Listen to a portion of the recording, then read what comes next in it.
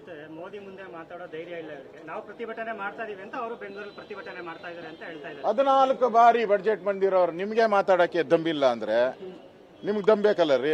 ಮೊನ್ನೆ ಬಂದಿದ್ರಲ್ಲ, ಮೊನ್ನೆ ಏರ್ಪೋರ್ಟ್ಗೆ ಬಂದಾಗ ಮಾಡ್ಬೇಕಾಯ್ತು, ದಮ್ ತೋರಿಸ್ಬೇಕಾಯ್ತು. ಇವರು ಮೋದಿ ಅವ್ರ ಜೊತೆ ಬೇಕಾದಷ್ಟು ಫಂಕ್ಷನ್ ಬಂದಿದಾರಲ್ಲ, ಯಾರು ಸಿದ್ದರಾಮಯ್ಯನವರು. ಅವಾಗ ಯಾಕೆ ದಮ್ ತೋರಿಸಿಲ್ಲ? ಅವಾಗ ಸೈಲೆಂಟ್. ಅವಾಗ ನಮಸ್ಕಾರ ನಮಸ್ಕಾರ ನಮಸ್ಕಾರ ನಮಸ್ಕಾರ, ಏನು ವಿಧೇಯತೆ.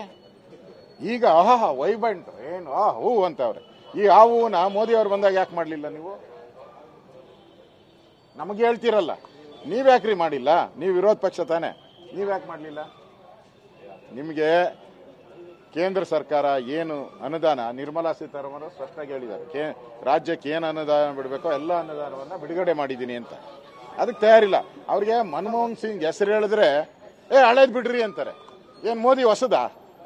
ಮೋದಿನೂ 10 ವರ್ಷದಿಂದ ಪ್ರಧಾನಮಂತ್ರಿಗಳಾಗಿದ್ದಾರಪ್ಪ. 10 ವರ್ಷದ ನಾವು ಬಿಡುಗಡೆ ಮಾಡಿದಾರಲ್ಲ. ಮೋದಿ 10 ವರ್ಷದಲ್ಲಿ 2,43,000 ಕೋಟಿ ಬಿಡುಗಡೆ ಮಾಡಿದ್ದಾರೆ. ಮನಮೋಹನ್ ಸಿಂಗ್ 80,000 ಬಿಡುಗಡೆ ಮಾಡಿದ್ದಾರೆ.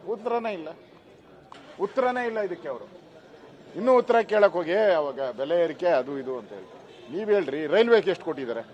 ಮನಮೋಹನ್ ಸಿಂಗ್ 10 ವರ್ಷ ಇದ್ರಪ್ಪ. ಕರ್ನಾಟಕದಲ್ಲಿ ಎಷ್ಟು ಹಣ ಬೇಡ, ಹಣ ಬೇಡ, ಎಷ್ಟು ಕಿಲೋಮೀಟರ್ ಹೇಳಿ, ಎಷ್ಟು ಕಿಲೋಮೀಟರ್ ಮನಮೋಹನ್ ಸಿಂಗ್ ಇದ್ದಾಗ ರೈಲ್ವೆ ಯೋಜನೆ ಆಯಿತು.